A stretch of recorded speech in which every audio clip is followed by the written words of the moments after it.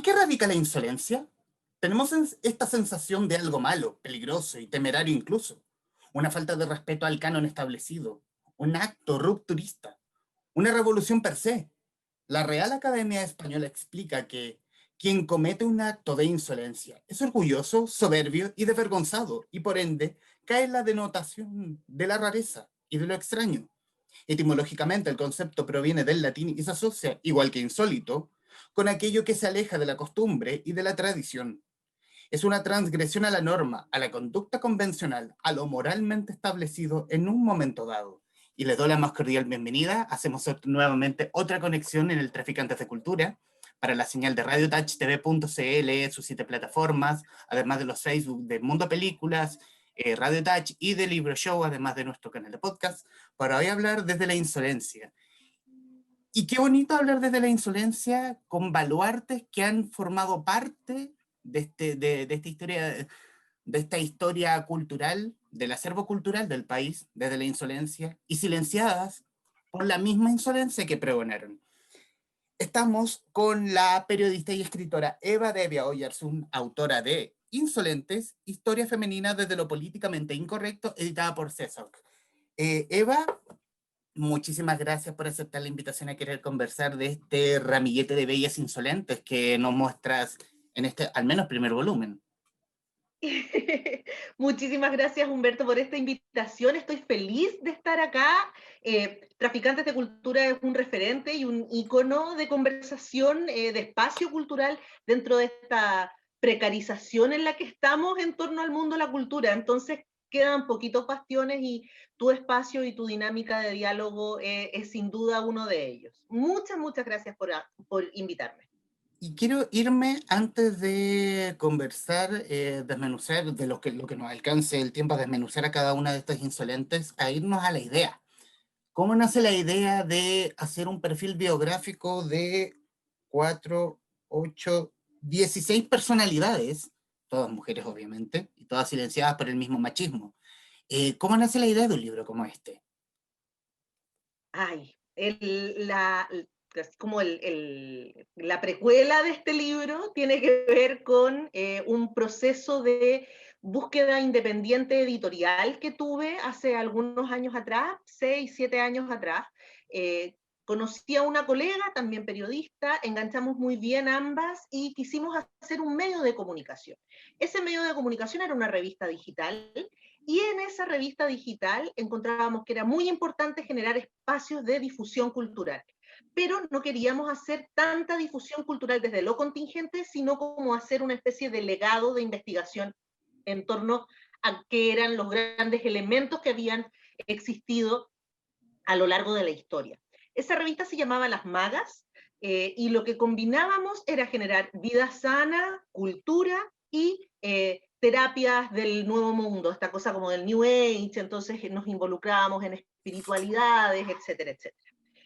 En ese criterio editorial salió la necesidad de hacer crónicas biográficas. Y lo que hicimos fue irnos turnando número a número, y cada una iba ofreciendo y planteando un proceso de investigación para poder subir a esta revista digital. El proyecto, no, después de, creo que estuvimos 2 años con funcionamiento pleno, finalmente no llegó a buen puerto, nos separamos. Valeria, que era mi colega, ella sigue con un proyecto similar, no es lo mismo, pero ella sigue en su trabajo. Y yo me quedé con el material que había escrito yo. En el camino, mis aportes desde las crónicas biográficas habían sido preeminentemente mujeres. De hecho, escribí no solamente de algunas de las chiquillas que aparecen acá, y yo patudamente, de manera muy insolente además, las trato de chiquillas, porque después de investigarlas, leerlas, revisarlas, abrazarlas, hacerles cariño, pasarles pañuelos en el camino, metafóricamente hablando, uno genera una especie de intimidad que es un poco irreverente incluso pensarlo, porque son todas personas que ya fallecieron hace mucho rato, ¿verdad? Pero sí, pues, calzarse los zapatos o mirar de cerca los zapatos, porque uno no alcanza a calzárselos, de mujeres tan importantes como las que están ahí, hace que uno ejerza un sentido de empatía y de sororidad muy bonito con ellas, para entender su complejidad y su mundo. Y en ese tiempo de la revista Las Magas salieron las protobiografías, porque obviamente después las trabajé mucho más, de la Gabriela Mistral, de la Teresa Binsmont, también creo que escribí de la Matilde Pérez en su minuto. Hice algunos trabajos o algunos avances y sentí que era la punta del iceberg nomás, Humberto. Sentí que había hecho muy poco y que se me quedaban muchas afuera. Entonces así nació la necesidad de este libro. Y empecé a investigar y a averiguar más respecto de ellas, a complementar lo que ya había hecho y a generar una sistematización, porque yo soy media TOC, entonces necesitaba sistematizar y ordenar un poquitito esto para definir 4 capítulos y que me quedaran 4 chiquillas en cada uno de los capítulos. Así nació, hace hartos años atrás ya. Bueno, decir también, porque para quienes leerán a futuro y que les recomiendo y les insto y los obligo a leer Las Insolentes, que los capítulos están divididos en poesía, música, escultura y teatro, y están en un baluarte, y las voy a nombrar a todas porque se lo merecen. Bueno, comienza con Gabriela Mistral, Teresa Bilsmont, Matilde Ladrón de Guevara, Estela Díaz Barín, Rosita Serrano, Violeta Parra, Margot Loyola, Guadalupe del Carmen. Ahí vamos a entrar en ese punto porque es una joyita. Sí, Rebeca Mate, Marta Colvin, Lili Garafulich, Matilde Pérez, Ana González, Malu Gatica, Silvia Piñero y Sonia Viveros. ¿Cómo fue el trabajo de investigación? ¿Se puede hablar de un trabajo de investigación o recopilación de datos en este caso? Fíjate que esa pregunta me la he hecho yo varias veces y me la han hecho a mí también. Y siento que hay un trabajo compilatorio importante, por cierto, pero además, sobre todo entendiendo que estas mujeres tan potentes ya no están con nosotros y uno no puede ir a la primera fuente para conversar con ellas. Hay algunas que escribieron sus propias biografías, por lo tanto ahí uno puede encontrar algún atisbo de su propia voz. Pero también hay algunos casos de entrevistas que ellas realizaron y es precisamente a raíz de esos hilos, de esas entrevistas que ellas realizaron para distintos medios, que uno va tirando los hilos de manera un poco más directa o acercándose a la fuente. Entonces, hay un proceso de combinación entre quienes las han leído, las han estudiado y han publicado sobre ellas, porque ojo, sobre la mayoría de estas mujeres ya se ha escrito. Se han hecho compilaciones muy profundas, digamos, de la Gabriela se sigue escribiendo hasta el día de hoy. Y una de las advertencias grandes que hago respecto del libro es que no se van a encontrar con ninguna primicia, con algo que jamás se hubiera sabido de ninguna de estas artistas de nuestro país. Y sin embargo, tal vez el valor agregado que puede tener Insolentes, que no tienen otras referencias biográficas de ellas, es precisamente esta capacidad de condensar la información y de ser un excelente introductorio, una ayuda a memoria para poder repasar la pincelada de la complejidad de la vida de estas mujeres. Porque no es un recuento historiográfico de que en 1952 pasó esto y en 1975 pasó esto otro, sino que también se va cotejando la vida personal de ellas y cuáles son los conflictos y las complejidades personales del ser mujer, del transitar por las distintas edades del ser mujer y de cómo la sociedad te va posicionando en distintos planos. Entonces hay como distintas capas a la hora de pensar el Insolente. ¿Y por qué las personalidades que están contenidas? ¿Por qué, obviamente, no hablar de Gabriela Mistral sería un insulto a la razón? ¿O por qué hablar de Gabriela Mistral? ¿Por qué de Teresa Bilsmont? ¿Por qué estas 4 personalidades en cada uno de los capítulos? Porque ellas y no otras en el fondo. Fíjate que me pasó sobre todo respecto de la literatura, por un tema de cercanía y de afinidad lógica, que con la literatura hasta el día de hoy la Marta Brunet me viene a tirar las patas y la María Luisa Bombal también, ¿ah? Que es como, pero ¿cómo nos dejaste afuera?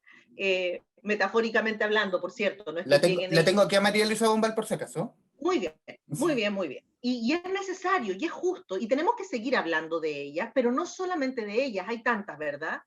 Y, y me pasa que en ese capítulo en especial, en el capítulo de la poesía, tuve que centrarlo, cerrarlo en poesía, porque si decía letras o escritura, era imposible dejar afuera a la Marta Brunet o a la María Luisa Bombal, y hubiese tenido que sacar a una escritora que creo que es un valor agregado importante dentro del libro, que es la Matilde Ladrón de Guevara.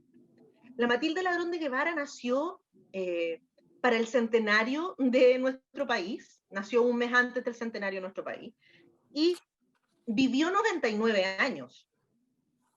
Y no, entonces, una de las gracias de leer o de tratar de entender a la Matilde Ladrón de Guevara en todo su camino es que ella, primero, fue la más feminista de las cuatro desde su proceso de declaración. Ella fue una de las fundadoras del Partido Femenino de Chile, del PAF. Entonces, desde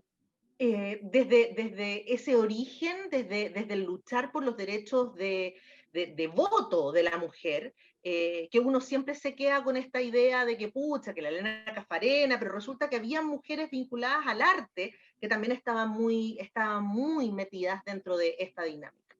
Y no solo eso, sino que además ella tuvo contacto con la historia del siglo XX de primera fuente.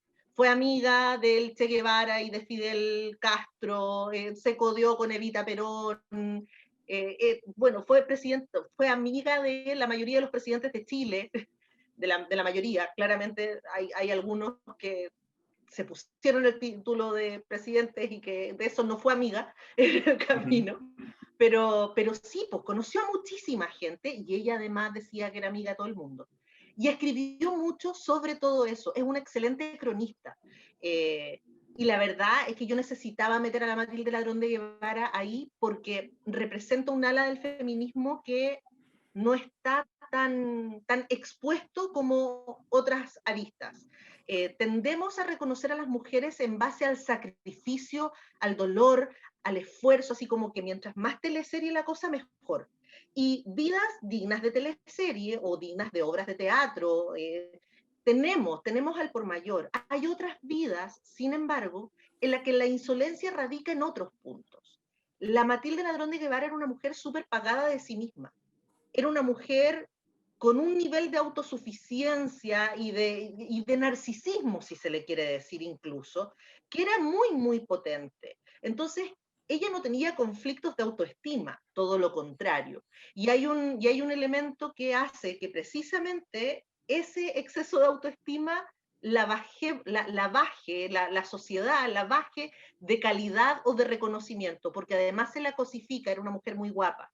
Entonces, todas las críticas literarias van asociadas a guiños de su belleza, de lo linda que resultaba. Entonces, me dolía dejarla fuera. Y frente a las cuatro poetas que definí del siglo XX, obviamente la Gabriela, porque la Gabriela es plenipotencia en todo su esplendor, ¿verdad? Pero así como tenemos a la Gabriela, tenemos en contrapartida a la Estela. La Estela, una mujer de límite, una mujer de borde, una mujer punk, absolutamente panqueta, y en contraposición a la Estela tenemos a la Matilde.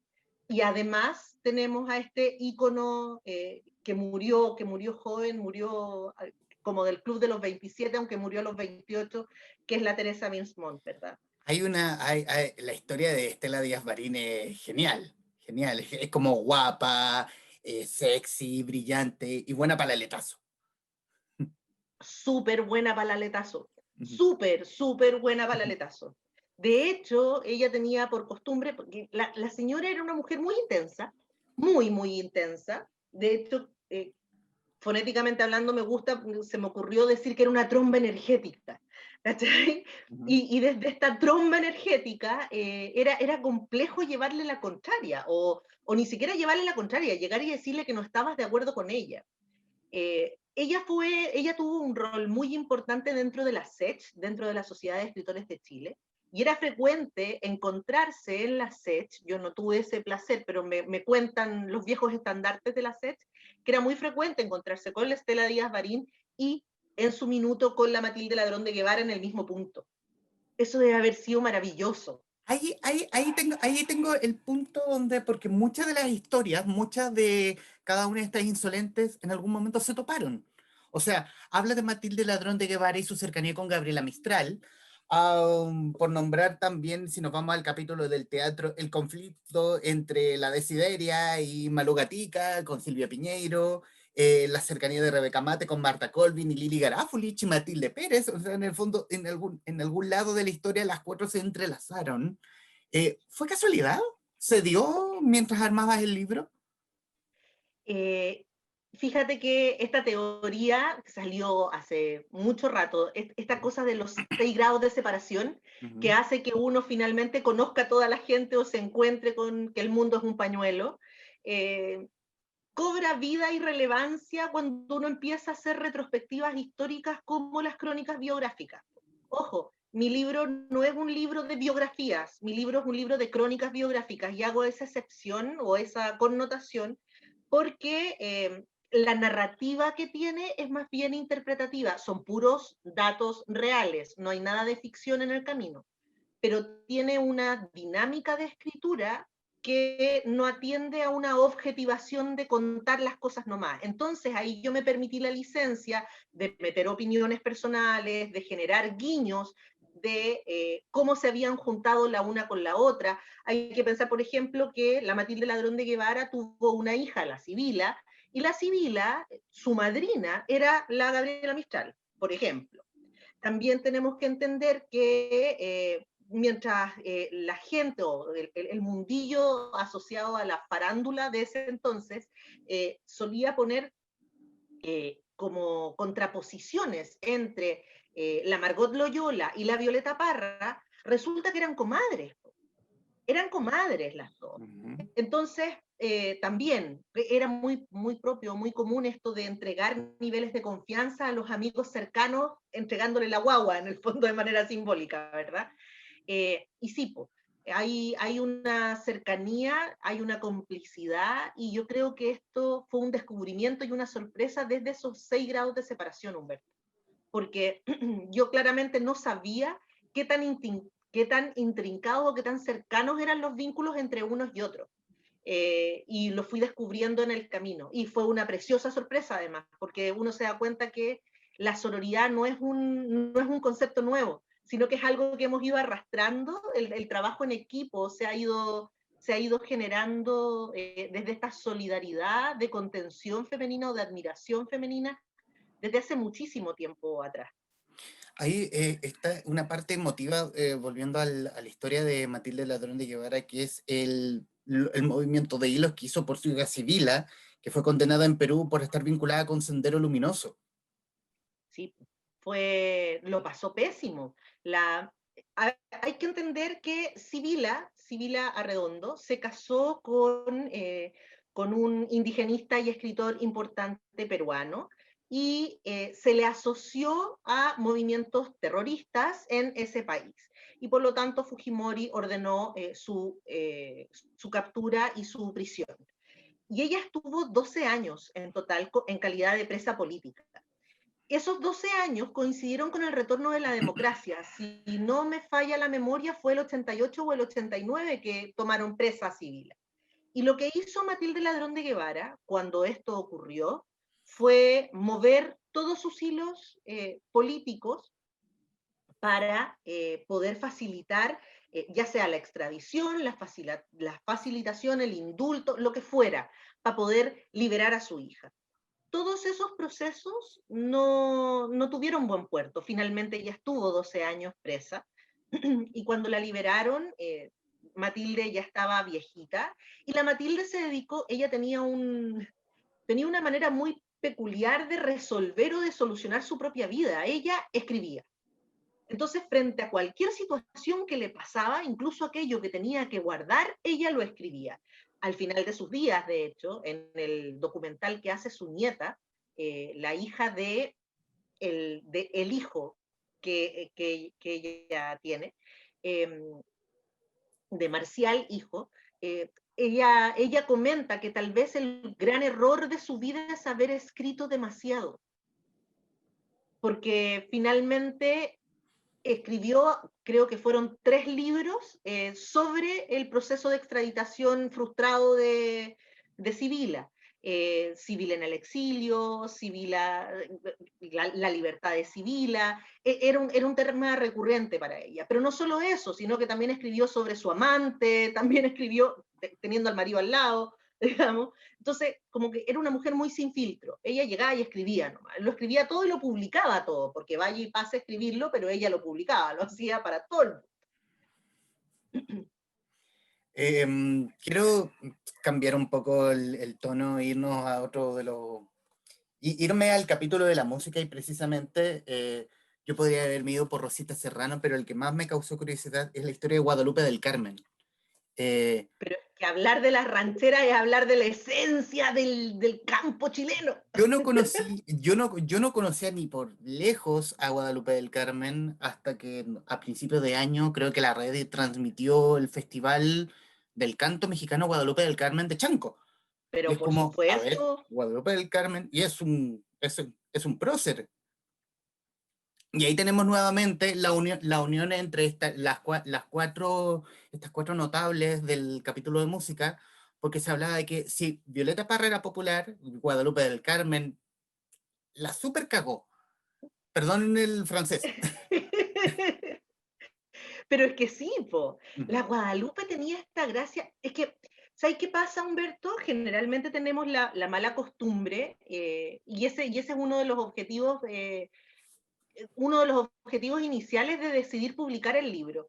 Tenemos la mala costumbre de pensar en la cultura asociando la cultura a un elemento o una herramienta de élite, cuando la cultura finalmente es aquello que nos genera identidad. Esto no es qué es primero el huevo o la gallina. Y sí, podemos pensar en, comillas, alta cultura o elementos de élite y nos podemos poner muy intelectuales en el camino y citar muchos elementos. Pero por otro lado, hay trabajos de tierra, de campo, de fruto, de vida, de calle, finalmente. Y eso no es menos cultura que lo otro. No es menos cultura los grafitis que se realizan en torno a todo el proceso constituyente, por ejemplo, que lo que está en el Museo de Bellas Artes. No es menos cultura, es arte contemporáneo finalmente. Y atiende a una serie de repercusiones sociales, ¿verdad? Pero eso Ujú. es lo que ha pasado siempre, no es de hoy día. Esto es un quehacer completo, así se hace en las sociedades. Y las sociedades no se hacen solamente desde la alta cultura. Entonces, entender a la Guadalupe del Carmen es entender el flujo y la llegada de algo muy bonito que pasó en nuestro país. Hay que entender que cuando nace la radio, nace la televisión y nace el cine, nacen no necesariamente en ese orden, fue primero la radio, luego el cine y después la televisión, ¿verdad? Pero en este proceso que duró poquito y que tiene que ver un poco con la explosión de Internet ahora, por ejemplo, para poder entender esta repercusión explosiva que hubo, esto cambió el perfil de cómo se manejaban los procesos culturales o de panoramas de esparcimiento en los distintos lados de América Latina, bueno, del mundo entero, pero de América Latina también. Y la llegada de las películas mexicanas a espacios alejados de las grandes orbes del país fue súper relevante. Y finalmente estos matinés, estos rotativos en los que se hacían con las grandes películas, con María Bonita, con Pedro Infante, con todos estos bien charros, así con harto bigote, con harto sombrero y harto pistolón cantando, generó una sensación de adhesión súper potente a nivel popular, pero a nivel popular de base. Esto jamás llegó a las élites, sino que llegó al pueblo, realmente al pueblo. Y desde allí es desde donde nace la Guadalupe del Carmen. De hecho, se llama Guadalupe del Carmen porque combina a nuestra Virgen del Carmen con la Virgen de Guadalupe, que es el ícono del proceso religioso católico cristiano de México. Y en un movimiento que haces de marketing, porque lo pones en el libro, se toma la historia de que ella viene de Jalisco, Durango, pero que Guadalajara creo que, pero Guadalajara, sí, por allá. pero el movimiento de marketing la convirtió en mexicana, en el fondo. Con los Claro, hermanos, y claro, o y yo no te... ironías de la vida, la pobre nunca pudo viajar a México. Dos oportunidades donde como se enfermó. ¡Mm! Diablos. Y nunca pudo, no alcanzó. Claro, yo no tenía noción de Guadalupe del Carmen, pero sí los hermanos Campos, porque estuvo muy Pero ligado a claro que ellos. sí.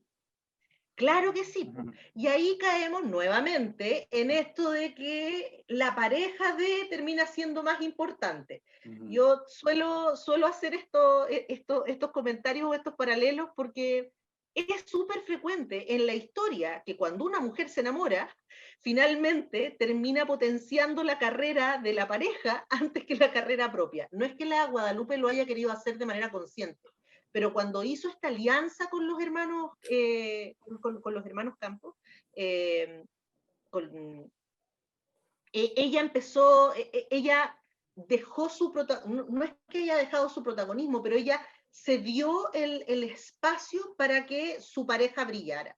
Y bueno, es un corrido mexicano, pues la cosa tiene harta tragedia, pues si finalmente uno de los hijos terminó muriendo en un accidente con pistolas. Entonces, es bien truculenta la historia Es un igual corrido ahí. mexicano. Completamente, Es un corrido. completamente. Quiero seguir en el tono de la tragedia e irme, ahora sí, porque no puedo no tocarla en este punto, que es la historia de Rosita Serrano, que es el ruiseñor chileno que le cantó a los Claro. nazis, que es tremenda historia. Es un policial. Súper. Es un súper policial porque tiene espionaje, contraespionaje, ingenuidad tal vez, o verse sometida a las circunstancias, porque hay un debate en torno a quienes son detractores de la Rosita y hay quienes defendemos a la Rosita, hay un poco de todo en el camino. Eh, ella se va a Europa y llega a Europa cuando el Tercer Reich está en un ascenso absoluto, porque la mamá vivía allá, ¿verdad? Y ella tenía muchísimas ganas de seguir los pasos de la madre, que era una brillantísima soprano. Y por lo tanto llega con todas estas ganas de abrir y de comerse el mundo finalmente. Y por eso se para afuera de la Telefunken a tocar la guitarra hasta que la escucharan. Y así fue, de hecho, la escucharon. Y cuando pasó esto, el Tercer Reich encontró en ella una posibilidad de lavado de imagen súper inteligente. Tenemos que pensar que en plena Segunda Guerra Mundial, en plena estructura nazi, Goebbels tenía los hilos y manejaba los hilos de la propaganda y la comunicación, y por lo tanto el proceso de lavado de imagen y de generar esta aparente inclusión desde el mundo de los latinos al mundo alemán, era muy bien visto, porque moderaba o morigeraba de alguna manera todos los horrores y las atrocidades propias de los nazis, ¿verdad? Entonces ella se sintió muy acogida por el Tercer Reich y como la pasearon por todos lados, la hicieron cantar en todas partes, la invitaban a todas las fiestas había por haber, la Rolls Royce le mandó a hacer de regalo un auto de lujo con los ojos, ella tenía los ojos un verde esmeralda muy bonito. Bueno, mandaron a tapizar los sillones o el tapiz del auto finalmente era del color de los ojos de ella. Y era el mismo modelo de Hitler, el auto. Era exactamente el mismo modelo de Hitler. Le hicieron Pero este regalo. da lo mismo. Es Rosita. Es Rosita. El- Y es propio del ser rockstar en ese momento. Si ella era una rockstar, es como llenaba que se la ganó. estadios, pero claro, claro. Ahora, en algún minuto, ella se va de gira fuera de Alemania, tiene contacto con la realidad fuera de Alemania, abre los ojos y trata de hacer una reconversión en el camino. Y ella empieza a salvar gente, a meter gente a escondidas a su casa, después los sacaba por embajada, pero cuando el Tercer Reich se da cuenta de esto, la Rosita tiene que salir corriendo, literalmente con una maleta nomás, de Alemania y tiene que autoexiliarse finalmente. Y ahí le pasan las de Kiko y Caco en otros lados. Se casa con un magnate, después vive un proceso de quiebra, hay un montón de detalles, pero la vida de ella es súper policíaca, súper. Pero al final de cuentas tiene el pago de Chile cuando cuando ya está radicada en el país, donde el título de nazi no se lo va a poder sacar a pesar de que haya protegido gente. Ah, por cierto. Y ella tampoco hizo valer ese punto. Tampoco hizo valer el, pucha, yo no me había dado cuenta de esto, sino que hasta que fue demasiado tarde y ahí traté de revertir el proceso. No se hablaban las cosas abiertamente, pues, Huberto. Entonces tampoco hubo un proceso de aclaración. Y ojo, para que estamos con cosas, eh, ella cuando vuelve a Chile a tratar de generar algunos contactos desde cómo ella entendía la dinámica del arte y de la música antes. No se adaptó a los flujos de requerimiento estético musical. Entonces eso hizo que ella quedara un poquitito desfasada en el camino. Y más encima, a Pinochet también le gustaba la Rosita. Entonces, hay un contexto ideológico que la persiguió toda la vida finalmente. Quedó conectada de manera inherente al Tercer Reich y todo lo que ello llevaba, ¿no? Y todo lo que ella arrastró durante el siglo XX. Pero la vida de la Rosita terminó siendo un misterio hasta el fin de sus días y más allá. De hecho, ni siquiera sabemos dónde está exactamente sus restos, porque hay algunos que dicen que está acá en Chile, pero hay otros que dicen que un amante se llevó los restos y los esparció en el Mediterráneo, otros dicen que no, que en realidad está dentro de un ánfora, que en realidad es un busto que hicieron de ella en Alemania. Tantas cosas que hay. Es Estamos con, mito. estamos con Eva Devia Oyarzún, autora de Insolentes, Historias Femeninas desde lo Políticamente Incorrecto, editado por CESOC. Quiero irme al camino editorial. ¿Cómo llegas a CESOC? ¿Cómo llegas a la histórica y señera CESOC? Bueno, a decir, es el Centro de Estudios Sociales, quien fuera Lo primero, la casa editorial de Patricia Verdugo y de tantos ilustres. lo primero que tengo que decir al respecto es precisamente eso. Ujú. Ya no termino de creerme el hecho de que CESOC haya confiado en este proyecto de esa manera.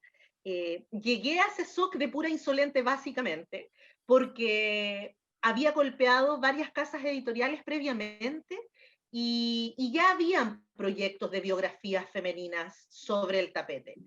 Me pasó, Humberto, que yo tenía esta idea de libro hace mucho rato, como te estaba comentando, ¿verdad? Ya tenía 6, 7 años de trabajo en él. Y mientras yo seguía masticando cómo terminar de armar el libro, veía que salían distintos libros de biografías de mujeres importantes. Y me agarraba la cabeza a dos manos porque era como, pero mi libro, mi libro. Y cuando llegué a CESOC a conversar con Julio, que me acerqué patuamente en una feria, creo que fue en una furia, de hecho, en el GAM, hace un par de años atrás, me acerqué, le comenté que tenía este proyecto, le dije que de acuerdo al catálogo de Editorial CESOC, le faltaba en estos momentos un libro de estas características, por lo tanto, yo consideraba muy importante que él se diera el tiempo de revisar mi propuesta. Útil. Julio levantó la ceja, claro, yo vendiendo todo el rato, así, no, yo creo que tú lo necesitas. Y Julio levantó la ceja y me dijo, pero esto es todo de investigación, porque si no hay fuentes que contrasten esto no nos sirve de nada. Y sí, entendiendo que CESOC es solamente no ficción y que trabaja en base a metodología de dinámica de fuentes, de estudios, de investigaciones, no podía permitirme una línea narrativa más allá de lo que sale en Insolentes. Es la forma más no el fondo. Todo está aseverado y cotejado con fuentes, no está tirado al azar, ¿verdad? Pero queda desde ese rango. Y le mandé el proyecto a Julio, a mi editor, y Julio me respondió un par de semanas después de haber revisado el libro, me dijo, me encanta, pero, y cuando uno dice pero es como, y uno abre los ojos con cara de susto. Me dijo, pero yo creo que no pueden ser 12, originalmente eran 12, tienen que ser 16. Así que súmale una más a cada capítulo. Uf. Y ahí me puse a escribir como china, pues de vuelta, así como, no, pero ¿cómo? Y seguí investigando y trabajando. Y eso me permitió acercarme a mujeres que no había descubierto. De hecho, nuestra queridísima Guadalupe del Carmen es una de ellas. Llegué a ella buscando quién podía sumarse a este ramillete en el capítulo de la música. O sea, bueno, volviendo nuevamente a Guadalupe del Carmen, donde en Chanco está Bernardo Higgins, Arturo Prat, Guadalupe del Carmen. Pero Históricamente me claro, refiero. tiene museo ella allá. Sí, me dejaste en la dirección. A O lo mejor sea, si paso por ahí, voy. De más. de hecho está ahí. Y claro, pues cuando pensamos en las rancheras en Chile, decimos, oh, la María José Quintanilla, gran valor, la chiquilla, sí, talentosa, todo lo que se quiera, pero la María José Quintanilla vendió un cuarto de lo que vendió la Guadalupe en su minuto. Ahora estuvo así de alcanzarla. Sí, sí, Ujú, casi ujú, la alcanza, pero tenemos que entender que las dinámicas de venta y los flujos de venta son súper distintos hace 10 años que hace 50 o hace ujú. 40. Entonces, el mérito desde la masividad de la Guadalupe del Carmen es indudable. Yo estoy enamorada de la Guadalupe, además terminó sus días en el icónico Circo Timoteo. O sea, ¿de qué estamos hablando? Qué Terminó en el entretenido. Timoteo. Qué entretenida carpa. Pero genial, Es- la es- loca de la cartera, gran valor ahí, gran valor. Sí, Absolutamente. nada que hacer. Quiero irme al capítulo del teatro e irme a la historia de Ana González, la Ay, desideria, la para Anita. quienes se van a ir sumando al programa o a escuchar el podcast. Eh, hay historias donde, claro, tú mencionas donde muchos de estos datos ya se sabían, por lo menos otros que yo no lo sabía. Y un dato que sabía bien a la pasada, que es la historia con la Lute. Pero antes de irnos a la historia de la Lute, la No. historia de la disideria es sufrida, pero es una hija del rigor. Por cierto, pero en el teatro nos encontramos generalmente con mujeres hijas del rigor, pensemos en la Sonia Viveros también. Ujú. También tiene una infancia bien ruda. La, tal vez la historia de la desideria, y prefiero hablar de la desideria antes de la Ana González, ¿por qué? Porque en Chile tenemos dos Ana González que son súper importantes. Y generalmente esas Ana González se nos traslapan la una con la otra. Hay una representante de los detenidos desaparecidos y Ana González de defensora. Recabarren. Exacto, exacto. Y para quienes alcanzamos a ver a la figura icónica de la desideria en la televisión, podemos entender que hay dos, pero para las generaciones nuevas, si decimos Ana González, piensan primero en la Ana González asociada a los derechos humanos. Ujú. Entonces, por eso me gusta siempre hablar un poco de la desideria en el camino. La Anita González se sabía no bonita de una manera bien asiaga, de hecho, porque el papá, papito corazón, bien peculiar él para sus cosas, eh, solía decirle que era una monita, que era tan linda como una mona. Entonces ella sacó a relucir de manera muy temprana estas habilidades cómicas asociadas a la comedia y estas dinámicas de gracia para poder subsanar sus falencias estéticas. No es una mujer fea, de ninguna manera. Sin embargo, ella se sentía poco agraciada físicamente. Ella buscó hacer camino de teatro desde muy temprano y entre que se cayó, entre que tropezó, entre que se encontró y no quiso salir nunca más porque no pudo hacerlo y porque no había cómo hacerlo, se encontró con el apasionante mundo de el teatro asociado a las dinámicas gremiales. Ella trabajó de manera basal con el pueblo finalmente. Hay algunos datos que la mayoría de la gente no conoce, son de público conocimiento y sin embargo la gente no las maneja o no las alcanza a agarrar.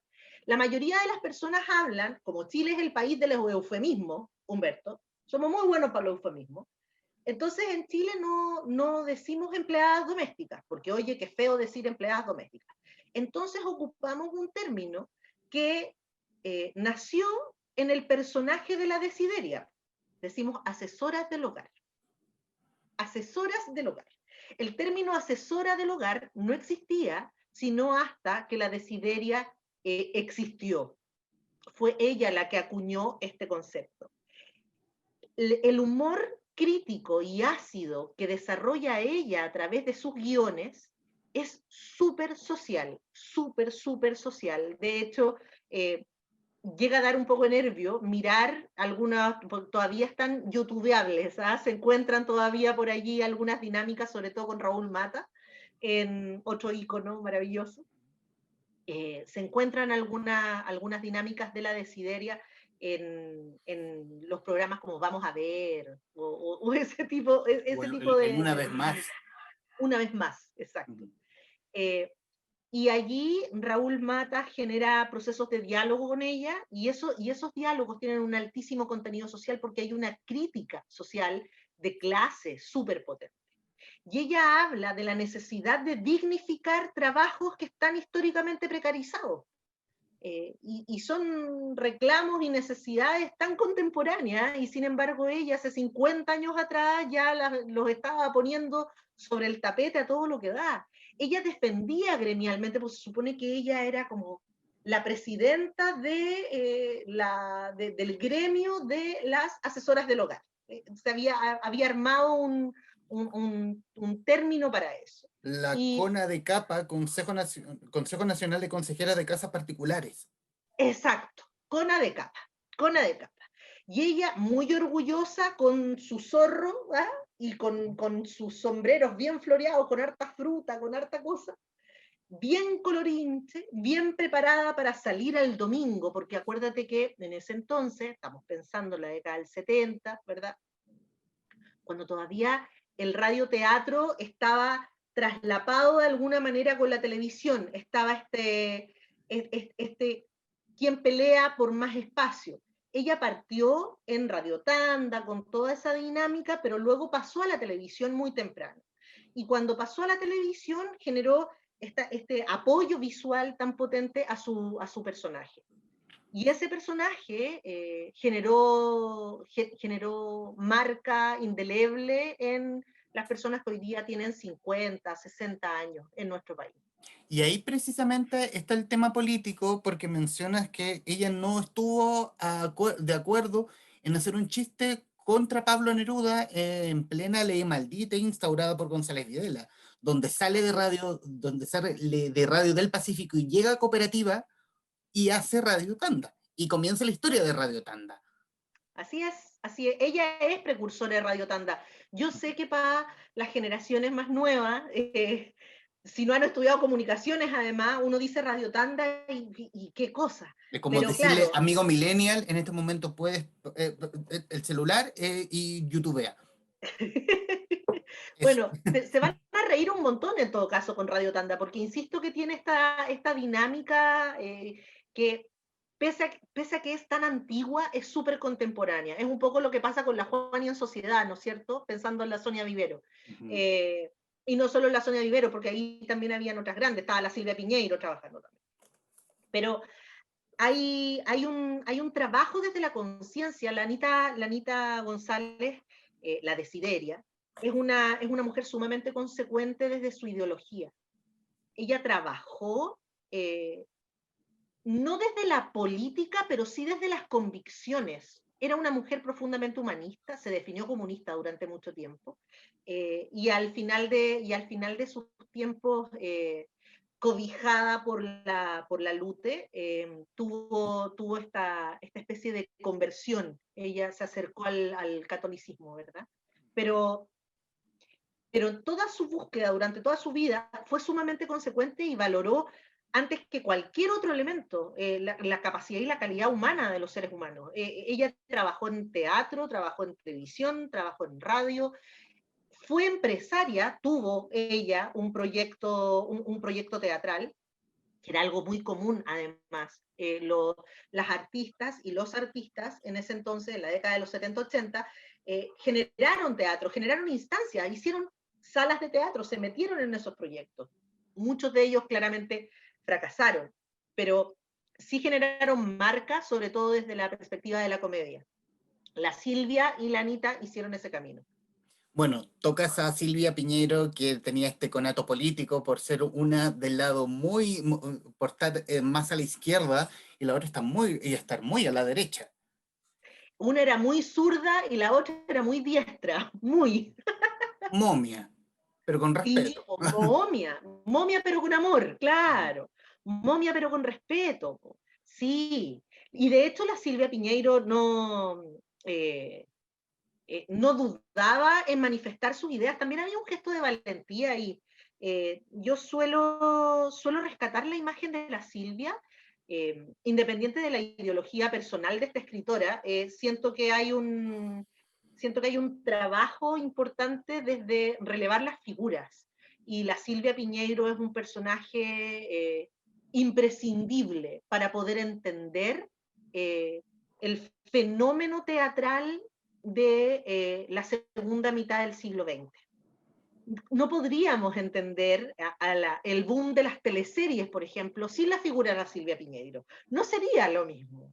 Y claramente sacamos a esta señora, estoy pensando en el estúpido Cupido, ella que estaba tan preocupada de las buenas costumbres, ¿verdad? Ujú. De este pueblo que había que generó TVN, que era como la presidenta del Comité de la Moral y las Buenas Costumbres.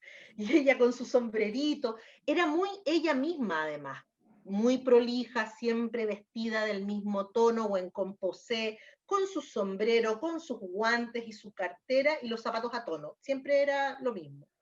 Y fue genio y figura hasta la sepultura, pues ella trabajó por armar esa línea y además estaba esta contraposición que por un lado era una contraposición profesional entre la Ana González, comunista, con muchos amigos comunistas. A su casa llegaba mucha gente en estado de necesidad en la época de la dictadura a fondearse literalmente o a esconderse o a buscar un plato de comida o a generar distintas dinámicas de ayuda desde allí. Y en contrapartida tenemos a la Silvia Piñeiro, premio nacional igual que la Anita González. Hay que entender que hay que sí, ambas recibieron el premio nacional, pero el premio nacional de la Silvia Piñeiro se dio en un contexto en el que mucha gente decía que esto era un arreglo político, porque claro, ella estaba a favor de hecho salió en la campaña del sí, en su minuto. Ella era un ícono del sí, salía en la campaña, Bueno, así como la Ana González nadie salía es en la de no, perfecto. nadie. El que esté libre de pecado, que lance el primer peñascazo. Pero es que sí, las cosas como son. Y ella tenía sus convicciones, pues pero ella tenía esas convicciones, las tenía desde antes de Pinochet. Hay que entender que no es que ella avalara la dictadura en sí. Hay que entender que su ánimo o su afinidad por el mundo conservador de nuestro país, por la ideología conservadora, va mucho más atrás. Recordemos que ella tenía una cercanía importante con Carlos Ibáñez del Campo. Ella manejaba niveles de cercanía potentes con el mundo más conservador. Entonces, no era de extrañarse que se sintiera cómoda dentro de la estructura ofrecida por la dictadura. Cosas que pasan. Ahora, las ironías de la vida hizo que la Silvia Piñero terminara sus días en dinámicas de harta precariedad y que por debajo, de manera muy anónima, la Anita González, su archienemiga, comillas, le pasara plata para ayudarla a sobrellevar sus últimos años. La vejez es muy ingrata vinculada al arte en nuestro país. Había un respeto profesional a pesar de las diferencias políticas. Exacto, exacto. Ujú. Hay una validación bueno, de hecho hay una anécdota asociada a los personajes que cada una representa históricamente en la Pérgola de las Flores, ¿verdad? Ujú. Tremenda. Hay cada una excelentísima y notable y soberbia dentro de los personajes que representaban en esta icónica obra de la Isidora Aguirre. Pero otra tremenda que también me viene a tirar las patas cada cierto rato, pero bueno. Y desde allí tenemos que entender que en algún minuto la Silvia Piñeiro no podía hacer su trabajo, su papel, porque andaba en gira, y la Ana González hizo el casting para el papel de la Silvia, fue ovacionada en este casting, y luego ella dijo que no quería el papel, era solo para demostrar que ella podría haber hecho el papel de la Silvia muchísimo mejor que ella. Sutil, Así nomás. sutil. Oye, Eva, nos faltó tiempo y nos quedaron muchos insolentes afuera. Pero obviamente la pregunta precisa es, ¿tendremos una segunda parte? ¿Te quedaron más insolentes como para un segundo Quedan, libro? quedan muchas insolentes, muchas insolentes. O sea, ¿te quedaron Yo, insolentes afuera como para que tu editor diga, vamos? ay, Julio me tiene una fe y una confianza que de verdad a mí me arroba el corazón, de verdad que sí, porque es muy lindo encontrar un buen feeling y una buena dinámica con una casa editorial. Yo siempre le estoy agradecida profundamente a CESOC por ese espacio. Y cada vez que a mí se me ocurre un set o un paquete con insolentes nuevas, voy y se las planteo a Julio me abre los ojos y me dice, dale, tú dale, ponte a escribir al tiro. Pasa que sacamos Insolente y vino el estallido, vino la pandemia, vino una serie de circunstancias personales, así que estamos trabajando para usted, para las insolentes, para la sociedad, estamos trabajando. Fecha no tenemos todavía, pero de que hay, y hay harto material, Humberto. Yo creo que es posible, hay muchas mujeres artistas importantes que se me quedaron afuera, sí. ¿Es importante abordarlas en algún libro cercano? Sí. Eh, pero hoy por hoy hay otro tipo de necesidades en nuestro país. Y el feminismo es algo que nos golpeó súper fuerte durante el siglo XX, la puerta, y no lo dejamos entrar hasta que llegó el siglo XXI. Entonces, tal vez hablar de mujeres que estaban vinculadas en política de manera activa, hoy me hacen un poquito más de sentido. Desde las urgencias sociales, desde los procesos que estamos viviendo hoy día, finalmente. ¿Hay una insolente viva hoy, ahora, que destacarías? Sé que es difícil, te estoy pidiendo solamente un nombre. Viva, Ujú. viva. Hay varias vivas insolentes, o sea, creo que hay una insolente que tiene una cantidad de bemoles impresionante y que podemos decir millones de cosas a favor o en contra de ella, y sin embargo su figura es súper importante hoy. Está en el Congreso y se llama Pamela Giles.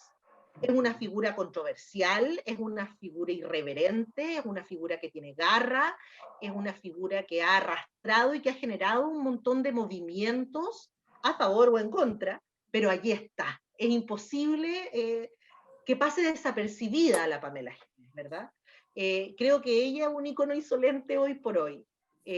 Pero hay muchísimas. Se me va en estos momentos, no me acuerdo si es María Teresa o Teresa, me van a retar profundamente porque no me puedo acordar del nombre, pero es astrónoma. Y no es cualquier astrónoma, María es Teresa un... Ruiz, Gracias, María Teresa Ruiz. ¿Viste que se grande me María iba? Teresa No, Ruiz. Teresa o María Teresa. María Teresa Ruiz. Ella es otro ícono, súper potente. Excelente. Bueno, para quienes van a ver esto a futuro y quienes escucharán el podcast, absolutamente recomendadísimos. Hasta el momento, primer volumen de Insolentes, historias femeninas desde lo políticamente incorrecto, de nuestra invitada, la periodista y escritora Eva Devia Oyarzún, quien amablemente conversó con la guarida de los traficantes de cultura. Eva, muchísimas gracias. Gracias a ti, Humberto. Y sorry si Marié en el camino como metralleta, siempre hablando de todas estas chiquillas. Siempre se me quedan afuera las escultoras, a quienes amo profundamente y que son tremendas, porque además corresponden a un proceso como de élite. Hay cachado que el mundo de las bellas artes era como la parte en la que las niñas de bien, como las niñitas cuicas de la primera mitad del siglo XX, podían desarrollar su faceta artística, pero ojo, era desde la pintura, no desde la escultura. Entonces, que ellas se hayan metido a la escultura es un referente súper importante. Y Atento ahí tenemos, y a la historia de Matilde Pérez, la historia de es la que cinética en sí, Chile, wow.